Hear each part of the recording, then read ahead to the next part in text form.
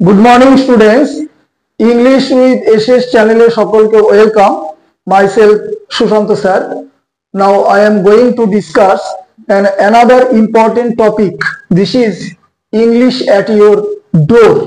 ইংরেজি তোমার দোরগোড়ায় বা দরজায় পৌঁছে গেছে, এই হচ্ছে আজকের টপিক।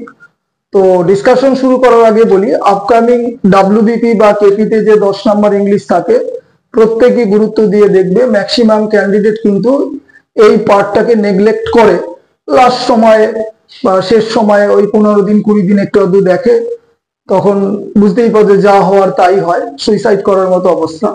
তো ওই 10 নম্বর এক প্রকার ছেড়ে দিয়েই ম্যাক্সিমাম ক্যান্ডিডেট পরীক্ষা দিতে যায়। কিছু ক্যান্ডিডেট অবশ্যই ভালো আছে। তো আর upcoming very very important exam যেটা পিএসসি ক্লার্কশিপের প্রিলিমস পরীক্ষা নভেম্বরে সেট করা আছে, মাসখানেকের মধ্যে এমটিএস শুরু হয়ে যাচ্ছে। তাছাড়া তো বিসিএস ডাব্লিউবিসিএস এটাই লাস্ট বার পরীক্ষা এই সিলেবাসে, প্রত্যেকেই জানো। যাক, ডিসকাশন শুরু করছি। দেখো, নাম্বার 1, বিয়ার বোর বর্ন, এর সাথে সেট করেছি বিয়ার বোর বোর্ন। পরীক্ষায় যেটা ইম্পর্টেন্ট সেটা দেখো, প্রথমটা দেখো বিয়ার বোর বর্ন, এটা হচ্ছে প্রসব করা বা জন্মগ্রহণ করা। খুব পরিচিত আমাদের একটা ভার্বের মানে কনজুগেশন অফ ভার্ব, যেটা তোমরা বলো যে V1 V2 V3, অর্থাৎ present form, past form, past participle form. ডান দিকের পার্টটা লিখে দিয়েছি, এটা একটু দেখে নেবে। তো আর নাম্বার 1 এরই যেটা জোড়াটা আছে সেটা দেখো বিয়ার বোর বোর্ন, উচ্চারণটা দেখবে বোর্ন। এই বিয়ারের বাংলা মানেটা হচ্ছে বহন করা বা ধারণ করা। যেমন ওয়াটার বোর্ন ডিজিজেস, জলবাহিত রোগ যেটা বলি। তাহলে আশা করি তফাৎটা বোঝাতে পারলাম। প্রথমটা জন্মগ্রহণ করা বা প্রসব করা, দ্বিতীয়টা হচ্ছে যে ধারণ করা বা বহন করা, এরকম। নাম্বার 2, ব্লো, ব্লো মানে প্রবাহিত হওয়া, বায়ু বা বাতাস, blew blown. Number 3, choose, chose chosen. অনেকেই ভুল করে এই পার্টটা, ভালো করে দেখে নেবে। চুজ ডাবল ও আছে, V2 তে ওটা একটাও ডিলিট হয়ে গেছে, চোজ। V3 chosen. নাম্বার 4, টিয়ার, কোনো কিছু ছিঁড়ে ফেলা, V2 তে হবে টোর, V3 তে হবে টর্ন। উচ্চারণটা মনে রাখবে, টিয়ার, টোর, টর্ন। তো এগুলো কিন্তু আপকামিং এক্সামে ব্ল্যাঙ্কস আকারে থাকার সম্ভাবনা অনেক অনেক বেশি থাকে। খুব মানে যারা একটু কম মেধাবী স্টুডেন্ট তারা এগুলোকে তেমন গুরুত্ব দেয় না। তো বারবার বলি এগুলো নোট ডাউন করবে, বিভিন্ন বইতে থাকলেও। নাম্বার 5, ভেরি ভেরি ইম্পর্টেন্ট, লাই, লে, লেইন। নিচেরটা দেখো লে, লেইড, লেইড। এখন প্রথম লাই যেটা, তার বেঙ্গলি মিনিং হচ্ছে শুয়ে থাকা বা শোয়া, নিজেকে বলছে শুয়ে থাকা বা শোয়া।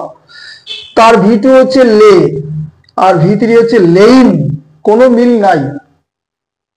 নেক্সট দেখো, এর সাথে যেটা আছে লে, এই লে মানে হচ্ছে শোয়ানো, শায়িত রাখা, এরকম। কাউকে শোয়ানো বা শায়িত রাখা, কোনো কিছু তুমি রাখলে কোথাও, এরকম অর্থে লে। ভালো করে দেখো, প্রথমটা যে লাই মানে শুয়ে থাকা, তার যে V2 লে, আবার নিচেরটা দেখো লে, এইটা মানে শুয়ে রাখা বা কোনো কিছু রাখা, এইটার V1 লে। এবার তুমি সেন্টেন্সে কি করে বুঝবে কোনটা বসাবো, সেটা হচ্ছে সেন্টেন্সের মিনিং অনুযায়ী আসবে যে এই লে আর এই লে কোনটাকে বোঝাচ্ছে। তাহলে দ্বিতীয়টা দেখো লে, লেইড, লেইড, অর্থাৎ V2 আর V3 তে খুব একটা সমস্যা হচ্ছে না, সেম স্পেলিং। কিন্তু সমস্যা হবে এই যে লাইয়ের V2 যে লে, তাহলে এইটা V2 আবার এই স্পেলিংই দ্বিতীয়টা দেখো লে আছে। তাহলে তোমাকে সেন্টেন্সের সেন্স বা মিনিং অনুযায়ী বুঝতে হবে কিন্তু, বারবার বললাম। নাম্বার 6, এটা খুব অর্ডিনারি, লাই মানে মিথ্যে কথা বলা, V2 আর V3 same spelling, light, light, এটা খুব একটা সমস্যা নেই। নাম্বার 7, আরেকটি আমরা জোড়া সাজিয়েছি, দেখো লুজ, লুজড, লুজড। এই যে LOOC, লুজ, এটা অ্যাডজেক্টিভ ফর্ম হিসাবেও বসে। যেমন ধরো লুজ শিট, পরীক্ষায় তুমি প্রচুর লিখছো, লিখতে লিখতে পেজ শেষ হয়ে যাচ্ছে, তখন কি চাও যে আমাকে একটা লুজ শিট দেন। তাহলে শিট হচ্ছে নাউন, নাউনকে যে মডিফাই বা নাউনকে যে বর্ণনা করে তাকে বলে অ্যাডজেক্টিভ। তাহলে এই লুজটা কিন্তু অ্যাডজেক্টিভ হিসাবেও ব্যবহার হয়, তো এখানে ভার্ব হিসাবেও ব্যবহার হয়। দেখো লুজ, লুজড, লুজড। তো V2 আর V3 তে কোনো সমস্যা নেই। এইবার দেখো পরেরটা, উচ্চারণটা কিন্তু লুজ, অনেকেই ভুল করে লস বলে, উচ্চারণটা লুজ। লুজ মানে কোনো কিছু হারানো, ঠিক আছে? তো লুজ, লস্ট, লস্ট। V2 আর V3 নিয়ে কোনো সমস্যা নেই। Number 8, show. শো মানে কোনো কিছু দেখানো, শো, শোড, শোন। অনেকে এটা ভুল করে, সেম রেখে দেয়, শো, শোড, শোড করে, কিন্তু শো, শোড, শোন যেগুলো একটু অড টাইপের সেগুলো আমি ডিসকাশন করছি, বাদ বাকি যেগুলো ইজি সেগুলো অনেকেই কম বেশি জানে। নাম্বার 9, আরেকটা জোড়া দেখো, স্ট্রাইক, স্ট্রাক, স্ট্রাক। তো প্রথম যে স্ট্রাইক, প্রথমটা, সেটার বাংলা মানে হচ্ছে আঘাত করা, আঘাত করা, স্ট্রাইক, স্ট্রাক, স্ট্রাক। এবার এর সাথে যে জোড়াটা দেখো, স্ট্রোক, এটার বাংলা মানে মৃদু আঘাত করা, মানে হালকা ভাবে আঘাত করা। তো স্ট্রোক, স্ট্রোকড, স্ট্রোকড। তাহলে V2 আর V3 নিয়ে কোনো সমস্যা হলো না। নাম্বার 10 যে আরেকটা জোড়া দেখো, খুব ইম্পর্টেন্ট এটা, রেইজ, রেইজড, রেইজড। এই রেইজ মানে কোনো কিছু তুলে ধরা, যেটা তোমার লিফট বলো, LIFT, বা হয়েস্ট বলো, পতাকা উত্তোলন। কোনো ভারী বস্তু তুলে ধরা বা পতাকা উত্তোলন হতে পারে হয়েস্ট। তাহলে লিফট হতে পারে, হয়েস্ট হতে পারে, দুটোর ক্ষেত্রে ইডি ইডি লাগিয়ে দেবে। তাহলে যাই হোক, রেইজ মানে তুলে ধরা, দেখো এখানে ডি যুক্ত হয়েছে কিন্তু, রেইজ, রেইজড, রেইজড। নিচেরটা খুব পরিচিত, রাইজ, সাধারণত উদিত হওয়া, ঘুম থেকে ওটাও হতে